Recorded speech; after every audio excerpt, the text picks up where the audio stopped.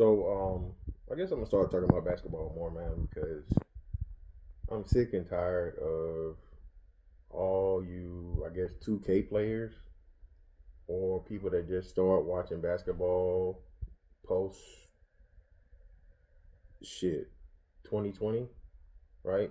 The bubble is like y'all's introduction to basketball, and this is in reference to the dude that made the thing about Trae Young. Now, Trae Young was pretty much set up to fail. Okay, Trae Young was the first um, big second coming of Steph Curry prospect to get drafted, right? Atlanta Falcons. They all suck, so it's the same. But Atlanta Hawks drafted Trae Young. Trae Young's undersized guard. He didn't have the intangibles that what's name had. He didn't have any of the shit that Steph Curry had, man. Okay, except for a good showing in his season in college, right?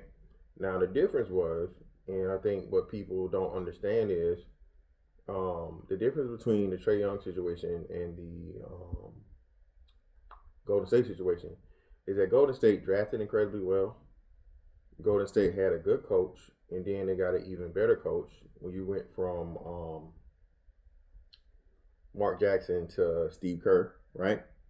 And they built that team literally from the ground up. All right, no big three, no what's name until of course KD came around. But either way, Steph Curry had some issues, health issues. He overcame health issues and turned into something that nobody ever saw coming. Okay, Trae Young has never had any of those things. All right, he hadn't had a steady coach. He's never had a supporting superstar. Um, the team has never been super defensive or good schemes for it. You basically had that run they had. When was it? 2, 3 years ago. When I think they get to the Eastern Conference Finals or second round of playoffs, whichever it was. He just had a phenomenal fucking showing, right?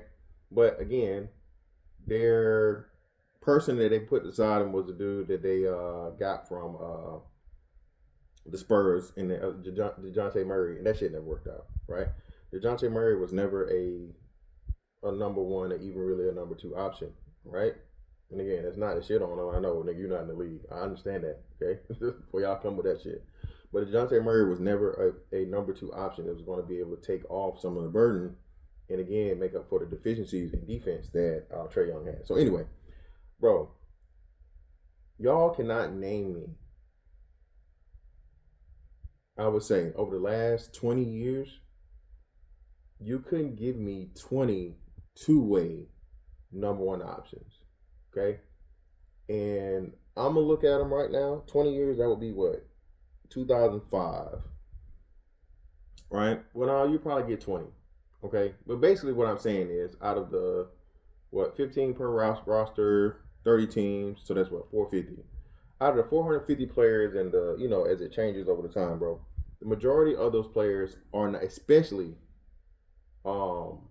post 2015, yeah, nah. Okay. All those years I was on Harden's, glazing James Harden. James Harden went from being a phenomenal defender to playing no defense at all, bro, once he got to Houston, to the point of where everybody talked about it. Steve Nash, 2-time MVP.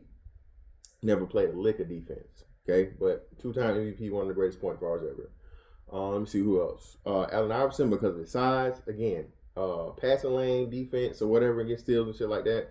But Allen Iverson was never a defender. His size just limited him in being able to do shit. Same thing with Trae Young, bro. Okay, so expecting someone, all right, that's 6 feet. They say 6'1", you're really probably like an inch short or whatever. But let's say even 6'1", bro, to be a phenomenal defender in the fucking NBA, bro. That's you trying to get motherfucking blood out of a stone, okay? And then you're making him the number one option too, to where even you have guys that's 6'6", 6'7", and above that's not doing that. What are we talking about here? Okay, all right. So to expect Trae Young and shit on Trae Young and make it his fault because he does what everybody else in the motherfucking NBA does. Shit, right now, hell, LaMelo Ball don't play no motherfucking defense, but he's a phenomenal scorer. Okay, he's in it. And again, you cannot expect in this day and age for NBA number one options to be both ways. Right? If you do, it's a blessing and it's rare, but that is not the norm. Right? So like I said, man, I think this is Trae Young's last year in Atlanta. If they're smart, and then he's smart. I don't think Trae's gonna demand a trade, but I think they go ahead and trade him and move on from that because that shit's not gonna work.